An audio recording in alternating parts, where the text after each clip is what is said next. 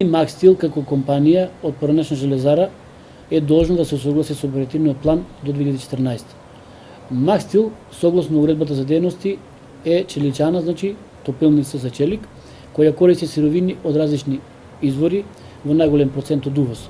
При самото шаржирање е еден термин кај што се става сировината во топилница која е во електропечки со тоа, со енормно висока температура и нормално тогаш се појава таа прашина.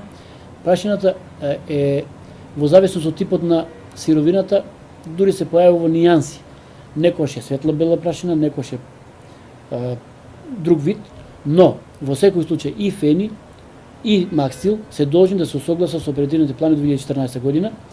Ние во рамките на Природно-математички факултет имаме лоцирано наша мониторинг станица која е во непосредна близина на Поранешна железара и тука добиваме редовно податоци за квалитетот на амбиентот од воздух.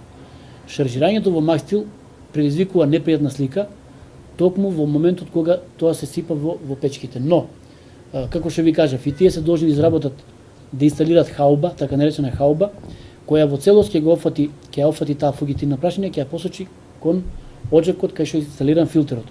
И тие имаат филтер, меѓутоа филтрите многу мал процент од таа фугитивна прашина зафаќаат. Другиот дел излегува.